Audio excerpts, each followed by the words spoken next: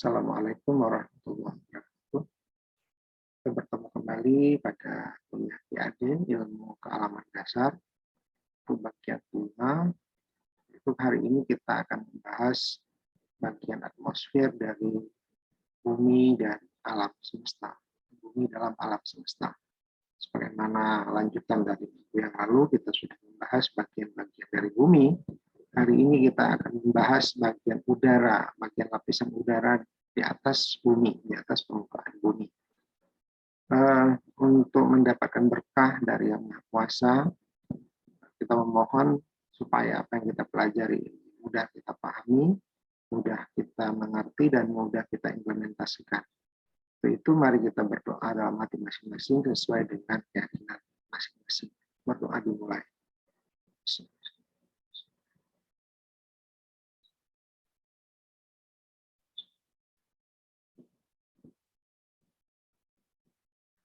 Amin ya rabbal alamin. Kita melihat ilustrasi bumi adalah sebagai berikut. Nah, ini adalah bumi di dalam alam semesta yang juga ada bagian-bagian tata surya yang lainnya. Bumi adalah salah satu dari sistem tata surya itu. Nah, kita lihat definisi dari atmosfer, merupakan seluruh gas yang mengelilingi bumi terdiri atas lapisan-lapisan yang ketebalannya bervariasi dan tidak memiliki batas paling luar yang jelas. Nah, kita lihat bagaimana kira-kira kondisi bumi dalam jagat raya di alam semesta ini. Nah, ini adalah benda-benda langit yang tadinya juga ada bumi di antara benda-benda langit tersebut. Nah, ini juga fenomena yang bisa direkam bagaimana kondisi atmosfer. Dan ini adalah ilustrasi. Seperti ini tidak dapat direkam dengan visualisasi yang baik, tapi ini adalah divisualisasikan, dibuat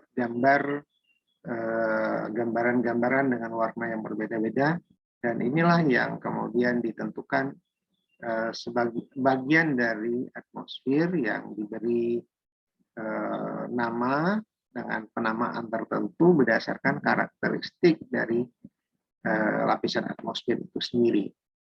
Nah, kita lihat dari bagian yang terdekat dengan bumi adalah diberi nama dengan troposfer, tidak begitu tebal. Kemudian lapisan di atas troposfer itu ada stratosfer, lebih tebal sedikit dibandingkan dengan troposfer. Kemudian selanjutnya adalah lapisan mesosfer. Meso itu artinya tengah, ya. Lapisan tengah, lapisan atmosfer tengah. Dan kemudian lapisan ionosfer yang juga sering disebut dengan termosfer terkait dengan suhu yang tinggi. Dan juga ini digambarkan dengan kondisi warna merah yang menandakan juga ada hubungannya dengan suhu yang tinggi. Kemudian lapisan terluar, maka disebut dengan exo, ya. Karena itu bagian dari lapisan atmosfer, maka lapisan terluar dari atmosfer disebut dengan exosfer. Ini lapisan-lapisan yang semuanya dikenal dengan lapisan atmosfer. Nah, kita lihat selain lapisan atmosfer tadi diberi dengan nama yang berbeda-beda, kemudian juga antara satu lapisan, ya, antara troposfer, stratosfer, mesosfer, termosfer atau ionosfer, exosfer. Nah, pembatas ini diberi nama dengan nama dari lapisan atmosfer itu sendiri yang diikuti dengan pause. Ya. Tropopause itu artinya lapisan atmosfer yang berada di perbatasan. Pause itu istirahat, ya. Di lapisan troposfer ini yang lapisannya sudah istirahat, sudah berbatasan dengan lapisan lainnya. Kemudian selanjutnya stratosfer, untuk lapisan yang berbatasan dengan mesosfer diberi nama stratopause. Kemudian termosfer atau ionosfer yang berbatasan dengan mesosfer diberi nama mesopause. Nah, kemudian untuk termosfer ke exosfer di sini diberi nama thermopause. dan seterusnya. Nah, di luar exosphere tidak ada lagi batasan. Artinya semua bagian ini, semua lapisan udara ini adalah bagian dari exosphere. Kita lihat antara satu lapisan atau satu karena ketebalan dengan ketebalan yang lain, ini juga ada aktivitas-aktivitas yang berbeda. Misalnya ada troposfer, ini banyak terdapat kehidupan dari makhluk hidup, ya. Kemudian di bagian stratosfer ini juga ada lapisan yang disebut dengan lapisan ozon yang berfungsi untuk melindungi bumi dari berbagai macam kejadian di atmosfer, terutama melindungi dari panasnya cahaya matahari yang bisa sampai ke bumi, dan apabila semua cahaya matahari itu diserap oleh bumi, maka akan terjadi malapetaka terhadap kehidupan yang ada di bumi. Oleh karena itu, fungsi lapisan ozon ini sangat penting untuk menyaring berbagai macam cahaya matahari yang membahayakan kehidupan, disaring, diserap, ada yang dipantulkan, kemudian hanya sebagian kecil yang bermanfaat yang diteruskan ke bumi, sehingga bisa terjadi aktivitas-aktivitas terkait dengan fotosintesis yang berguna bagi makhluk hidup, sedangkan yang tidak berguna itu sudah disaring. Kemudian kita juga bisa lihat aktivitas-aktivitas yang lain, misalnya tentang kejadian kita bisa mengamati komet. Nah, ini di lapisan mesosfer kita bisa mengamati komet atau bintang berekor yang selanjutnya juga akan hancur di bagian ini.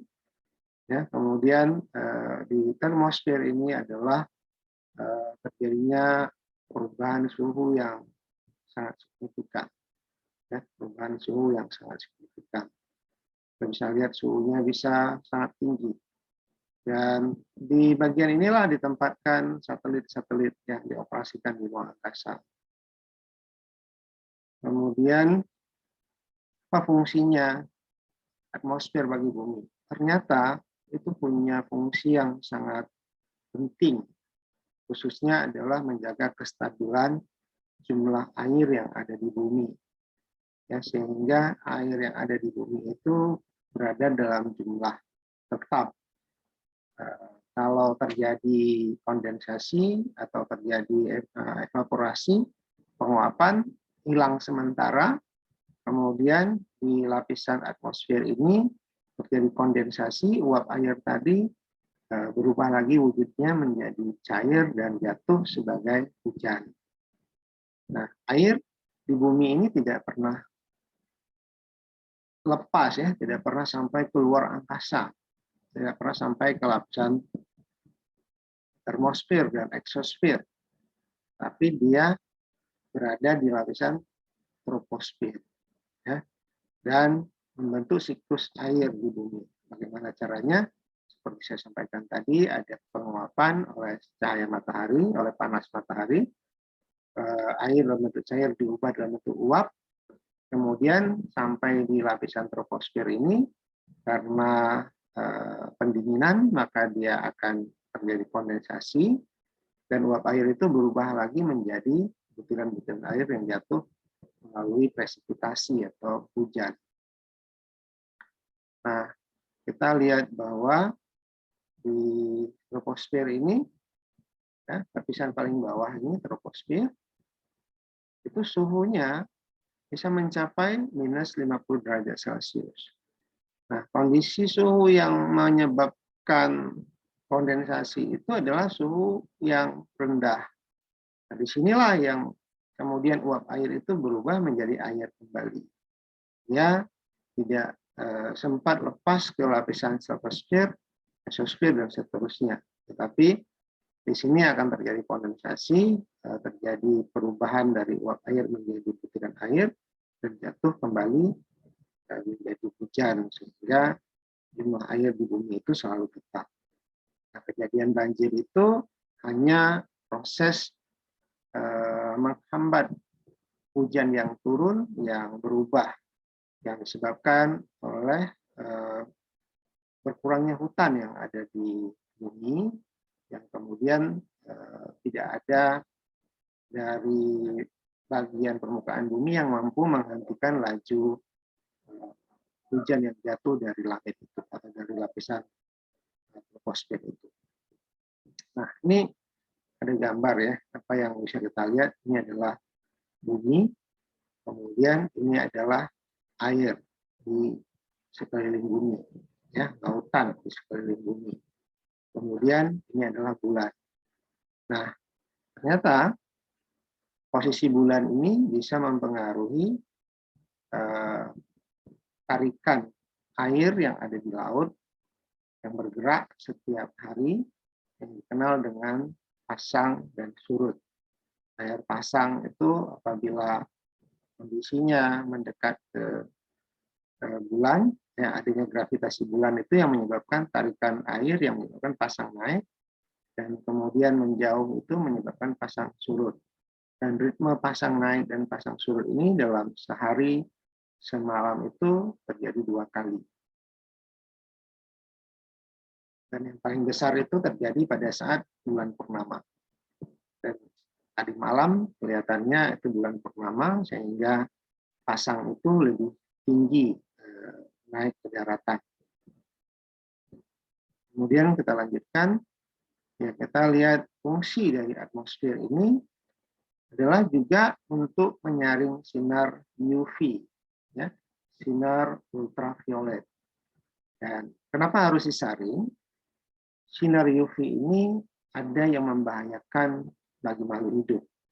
Bisa membuat makhluk hidup itu kromosomnya bermutasi, ya. Jadi kalau bermutasi kromosom berarti berubah jumlah kromosomnya, menyebabkan terjadinya jenis-jenis yang berbeda dari jenis sebelumnya. Ya, jenis mutan itu kadang-kadang diperkirakan bisa membahayakan. Contohnya juga saat ini yang paling cepat bermutasi itu adalah virus COVID-19. Sehingga sistem pengobatan virus itu dari waktu ke waktu terus mengalami perubahan disebabkan karena kromosom virusnya itu yang berubah, sehingga apa yang sudah dikuasai oleh manusia untuk menangani virus sebelumnya kemudian menjadi tidak berguna atau menjadi tidak efektif karena virus itu sudah bermutasi yang sifatnya, ya, karakternya itu berbeda dari virus sebelumnya yang sudah bisa diketahui oleh para medis bagaimana cara mengendalikannya. Nah, sinar UV ini juga ada yang menyebabkan perubahan terhadap mutasi, ya, menyebabkan mutasi gen dan bahkan bisa menyebabkan kanker kulit bagi makhluk hidup. Nah, kemudian untuk meredam kejadian-kejadian itu, maka sinar UV ini disaring oleh atmosfer, ya, khususnya di lapisan ozon. Jadi ada 3 pengelompokan sinar UV, dan sinar UV itu hanya yang tidak berbahaya saja yang sampai ke permukaan bumi, kemudian sebagian itu diserap di lapisan ozon, dan sebagian lainnya dipantulkan kembali ke ruang angkasa, sehingga menyebabkan manusia dan makhluk hidup lainnya itu menjadi hidup tidak mendapatkan gangguan dari sinar UV. Nah, sinar UV diserap, ya, kemudian dipantulkan yang lainnya yang berbahaya, dan yang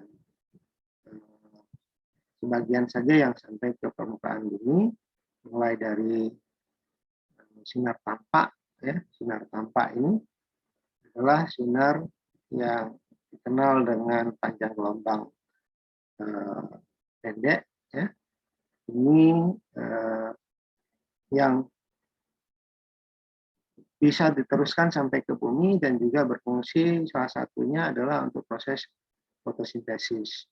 Yang lainnya sinar gamma yang berbahaya ini tidak sampai ke permukaan bumi, kemudian sinar X juga tidak sampai.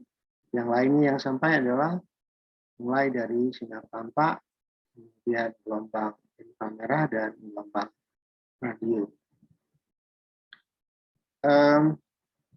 Fungsi atmosfer itu dilihat dari kedudukannya dalam sistem tata surya itu adalah fungsinya untuk melindungi bumi dari batuan angkasa. Kita tahu bahwa batuan angkasa itu bisa saja bertabrakan satu dengan lainnya, ya. Kemudian tabrakan itu bisa mengancam kondisi bumi, dan itu tidak terjadi tumbukan dengan bumi akibat adanya lapisan atmosfer ini yang menyebabkan batu-batu yang ada di angkasa raya itu dan benda-benda lainnya itu hancur sebelum mencapai bumi. Lapisan ionosfer atau troposfer ini saya sudah tunjukkan tadi punya suhu yang sangat tinggi, bisa mencapai suhu ribuan derajat Celcius, dan punya ketebalan yang lebih tebal daripada lapisan lainnya, dan ini yang menyebabkan hancurnya batuan-batuan yang ada di luar angkasa dan benda lainnya yang akan menumbuk bumi dan hancur, yang kita bisa lihat dalam kehidupan sehari-hari kita pada malam hari. Misalnya pada waktu-waktu tertentu kita bisa melihat adanya cahaya yang jatuh menuju bumi tapi kemudian tiba-tiba hilang. Nah, hilang itu adalah akibat memasuki lapisan ionosfer yang panas, kemudian hancur di lapisan itu, tidak mencapai bumi. Ini untuk bagian pertama, dan kita akan melanjutkan kuliah kita untuk bagian selanjutnya. Demikian, kita akan lanjutkan ke bagian berikutnya.